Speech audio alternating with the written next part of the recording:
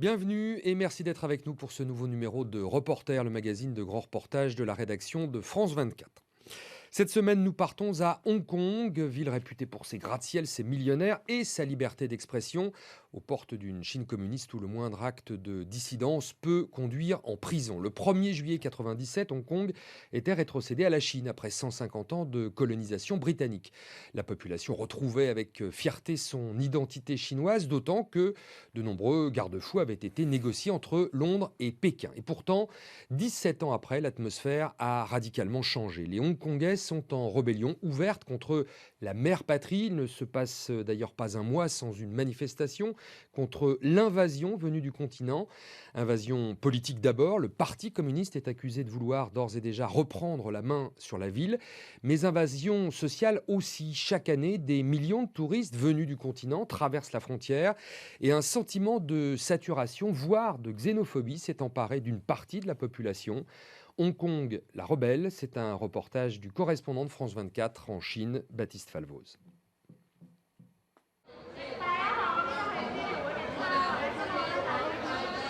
Mercredi 4 juin, la Chine s'est murée dans le silence pour le 25e anniversaire du massacre de la place Tiananmen. Hong Kong a choisi de faire du bruit, beaucoup de bruit.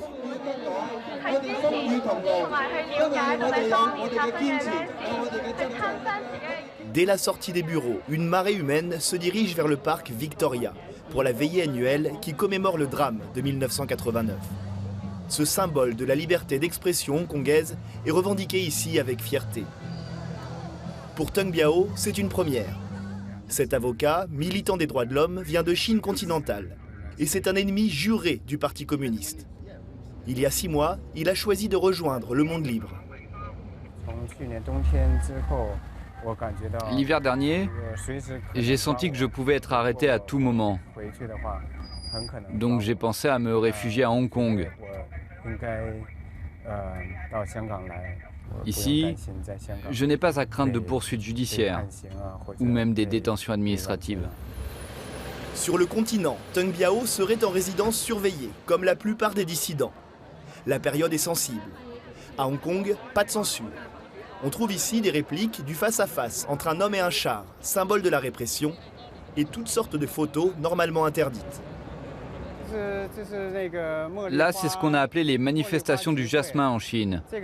Ça, c'était une révolte à Zhencheng, dans la province du Guangdong, en 2011. En Chine, vous ne pourriez jamais voir ces images. Il n'y a bien sûr pas d'exposition comme ça, mais vous ne pouvez même pas les trouver sur Internet. Dans la foule, des dizaines d'autres Chinois du continent sont visibles. Des militants venus pour l'occasion ou des touristes de passage qui ne veulent pas être repérés dans un endroit aussi sensible. Je peux vous poser quelques questions ? Ce soir-là, 100 000 personnes, Hongkongais et Chinois du continent réunis, assistent à la veillée. Un record. Et Tung Biao devient rapidement la vedette de la soirée. Mais à 10 km de là, un autre événement inquiète davantage la police. 6 000 personnes se sont rassemblées à l'appel du collectif Civic Passion. Ses membres, souvent très jeunes, sont de plus en plus bruyants sur la scène politique. Ici, les discours mélangent haine du Parti communiste chinois et nationalisme hongkongais.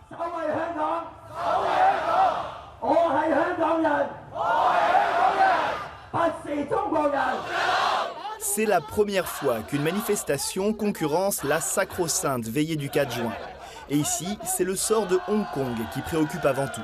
Là-bas, dans l'autre rassemblement, ils ne parlent jamais des intérêts de Hong Kong. Leurs slogans ne sont basés que sur la commémoration du 4 juin et la démocratie en Chine. Mais pourquoi ne parlent-ils pas des problèmes de la démocratie pour les Hongkongais ? La soirée s'achève avec un défilé improvisé sur une avenue commerçante de Hong Kong. Les slogans sont adressés aux touristes venus de Chine continentale, très nombreux dans le quartier et plutôt surpris. Je viens de Ningbo en Chine. Je voudrais dire que moi j'aime mon pays, j'aime mon parti communiste. Je voudrais dire que... je suis désolée, je suis trop effrayée. 17 ans après la rétrocession, Hong Kong, la libérale, l'ultra-capitaliste, vit une crise d'identité sans précédent. avec en toile de fond la peur, celle d'une reprise en main de la ville par le Parti communiste chinois. La liberté de la presse semble en danger. Ces images montrent les premiers pas du célèbre journaliste Kevin Lau, grièvement blessé lors d'une attaque en février. Ce matin, ces deux assaillants comparaissent au tribunal pour une audience de routine. Arès, jeune journaliste de 21 ans, couvre l'événement pour un média en ligne. Il nous emmène sur les lieux de l'agression. Ce jour-là, Kevin Lau garait sa voiture ici. Il voulait aller dans ce restaurant qui est là-bas. Mais quand il est sorti, deux types sont descendus d'une moto. Et ils l'ont frappé à plusieurs reprises avec un hachoir. Une attaque au hachoir. Le mode opératoire est celui des triades, la mafia locale. Je pense que derrière eux, il y a des gens qui veulent faire payer pour les reportages qui étaient publiés dans son journal, Ming Pao. Ming Pao s'était spécialisé dans des enquêtes approfondies. Par exemple, il a participé à une enquête sur la fortune détenue à l'étranger par les familles des dirigeants chinois. En 12 ans, Hong Kong est passé de la 18e à la 61e place en termes de liberté de la presse. Plusieurs journalistes ou patrons de médias ont récemment été frappés ou menacés. Ici, tout le monde y voit la main de Pékin. Il suffit de prendre un taxi pour le constater. C'est évident que la liberté de la presse recule. Et la pression vient de Chine et du Parti communiste. On doit donner de la voix, se battre pour nos droits. Les journalistes dénoncent aussi un accès de plus en plus difficile à l'information. Arès couvre aujourd'hui une manifestation contre la construction de 2 nouveaux quartiers d'habitation près de la frontière chinoise. Aujourd'hui, le Parlement essaye de faire passer la loi de financement du projet. Et comme vous pouvez le voir, de ce côté, il y a les manifestants, mais les journalistes sont à l'écart, séparés d'eux par la police. Les abords du Parlement sont bouclés. Le projet entraînera l'expropriation de 6000 villageois et cristallise les tensions. Arès suit la fronde depuis des mois pour InMedia. Cette plateforme internet regroupe étudiants et reporters professionnels lassés des grands médias. Prenons l'exemple de la télévision la plus regardée à Hong Kong, TVB. Ils diffusent toujours des reportages qui font la promotion de l'harmonie sociale. Dans le cas du conflit actuel sur le projet immobilier, ils ne filment que certains types de manifestants et certaines images des tensions. En fait, les grandes télévisions sont de plus en plus souvent détenues par des hommes d'affaires qui jouent un rôle politique en Chine.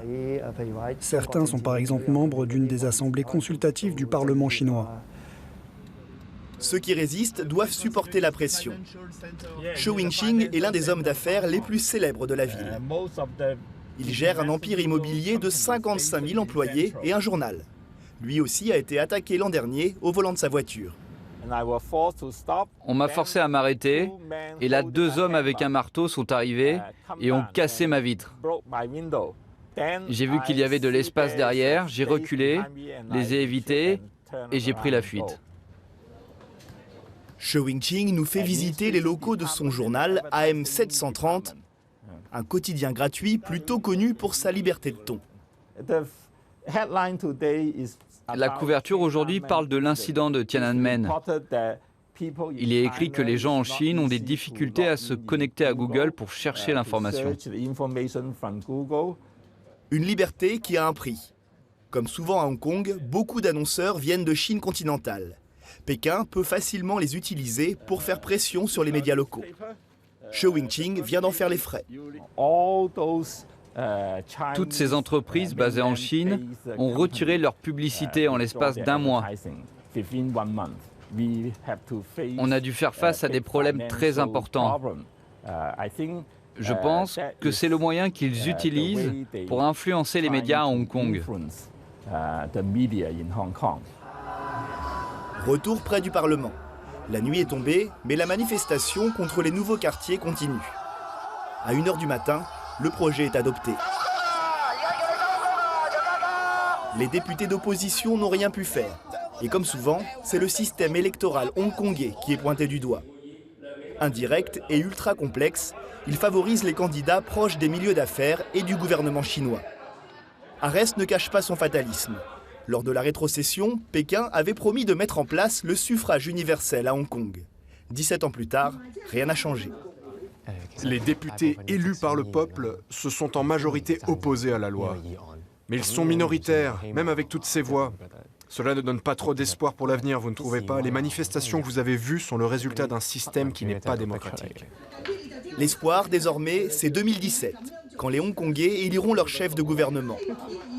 Mais Pékin pourrait filtrer en amont les candidats. Une trahison pour les pro-démocraties. Mardi 1er juillet, 200 000 personnes battent le pavé pour l'anniversaire de la rétrocession. C'est aussi une répétition générale pour un autre mouvement. Si le suffrage universel n'est pas adopté dans les mois qui viennent, des milliers de personnes menacent de bloquer le centre-ville pendant des semaines. Image impensable il y a encore quelques années, les drapeaux de l'époque coloniale britannique refont surface. Ils sont devenus un symbole de la contestation à Hong Kong. Cela ne veut pas dire qu'on aime encore l'époque coloniale. Avec ce drapeau, on essaie de rappeler à tout le monde ce que c'est d'être un Hongkongais. Parce que si nous nous retrouvons sous la férule du Parti communiste, nous n'aurons jamais le droit de décider par nous-mêmes, par des élections notamment. C'est ce que je veux dire à tout le monde avec ce drapeau. Les plus téméraires décident d'occuper une partie du centre-ville pendant la nuit. À 4 h du matin, ils sont délogés par la police. 511 personnes sont arrêtées, puis relâchées dans la journée. 5 organisateurs seront inculpés. La peur du Parti communiste est le moteur de la contestation. Mais chez certains habitants, elle s'accompagne de discours xénophobes, visant directement les Chinois du continent. Immigrés ou touristes attirés par les centres commerciaux, ils sont accusés de saturer la ville. Sakura, une Hongkongaise de 28 ans, fait partie de ces radicaux.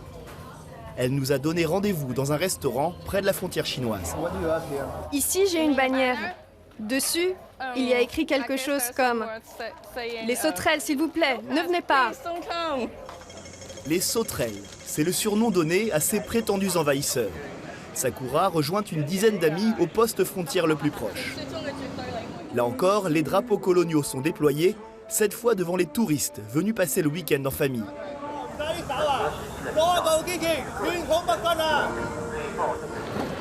L'an dernier, 40 millions de Chinois du continent ont visité Hong Kong. Sales, bruyants, vulgaires, ils dévaliseraient les magasins et détruiraient la culture cantonaise de la ville. C'est en tout cas l'explication donnée par Sakura et ses amis. Ils prennent tout à Hong Kong. Après, on n'a pas assez de nourriture ou pas assez de places d'école. Oui, ils prennent tout. Notre espace de vie se réduit. Le coût de la vie augmente à cause d'eux. Et la qualité des services empire. À Hong Kong, ces arguments portent. Le gouvernement local pourrait bientôt limiter le nombre de touristes venus du continent. Pour Sakura, la journée s'achève avec une autre opération coup de poing, en plein centre-ville. La bande vient défier un autre groupe politique, pro-Pékin celui-ci. Drapeau britannique contre drapeau chinois, insultes et pagaille générale.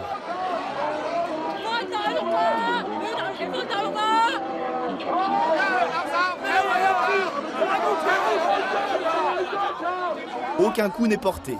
Pour l'instant, même les radicaux ont leurs limites. Mais ces extrémistes inquiètent de plus en plus les opposants plus modérés à la politique du gouvernement chinois. Beaucoup craignent que des actions violentes ne soient le prétexte idéal recherché par Pékin pour renforcer son emprise sur la ville.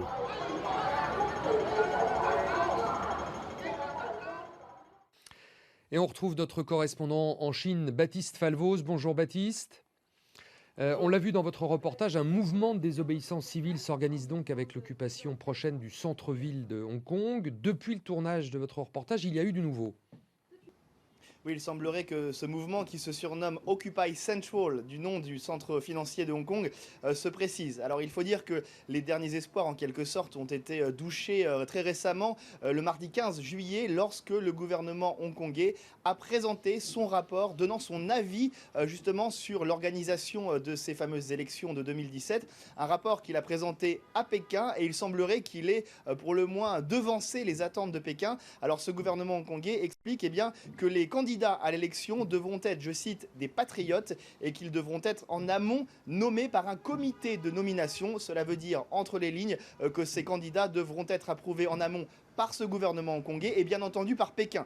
Alors je vous laisse imaginer la réaction à Hong Kong avec une pagaille générale au Parlement notamment. En ce qui concerne la réaction de la rue, alors que va-t-il en être? Les militants, certains d'entre eux en tout cas, demandent d'ores et déjà à occuper le centre-ville de Hong Kong dès le mois d'août. Ils parlent d'une dizaine de milliers de personnes. Les leaders, eux, en revanche, semblent vouloir temporiser. Ils attendent que toutes les voies légales, toutes les voies de recours possibles soient épuisées avant d'agir. Et donc, selon eux, on s'orienterait plutôt vers une occupation du centre-ville, si elle a lieu, bien entendu, vers la fin de l'année. Alors, ces démocrates hongkongais, ces anti-Pékin qu'on voit dans votre sujet, sont-ils représentatifs de l'ensemble de la population de Hong Kong? Non, ils ne sont pas représentatifs de l'ensemble de la population. C'est d'ailleurs très difficile de savoir qui est représentatif, sachant que cette question de l'identité hongkongaise, elle revêt plusieurs couches. Vous avez par exemple des gens qui sont résolument opposés au Parti communiste, mais qui se disent profondément chinois. Vous avez à l'inverse des gens qui, eux, n'aiment pas les continentaux, mais qui approuvent totalement la politique de Pékin. Et vous avez ceux qui se surnomment ici la majorité silencieuse, qui s'accommode finalement de cette politique, de ce rapprochement économique, entre autres, entre Pékin et Hong Kong, et qui estime que cela profite à l'économie hongkongaise, à son secteur bancaire, aux échanges commerciaux. Et donc cette majorité silencieuse, elle dit « nous ne faisons pas de bruit, mais nous existons, nous sommes bien là ». En attendant, ce qu'il faut noter, ça c'est clair, il y a une radicalisation au sein même des mouvements d'opposition à Pékin, avec notamment ces mouvements, on a vu ces manifestations qui arrivent assez régulièrement, avec certaines d'entre elles qui débordent même, alors pas vraiment de violence, vous savez, Hong Kong, c'est une ville connue pour sa culture du consensus, une ville policée, disciplinée, mais il est vrai que voir par exemple des manifestants comme il y a un mois qui tentent d'envahir le Parlement, c'est quelque chose qui dénote ici à Hong Kong. Et il y a enfin cette montée du nationalisme, ce radicalisme, ce sentiment d'appartenance à Hong Kong et pas à la Chine continentale, c'est quelque chose qui a toujours existé mais qui est beaucoup plus fort aujourd'hui. Hong Kong, la rebelle, reportage de Baptiste Falvoz, notre correspondant en Chine. Merci Baptiste, merci à vous d'avoir suivi cette émission. On se retrouve la semaine prochaine pour un nouveau numéro de Reporter sur France 24.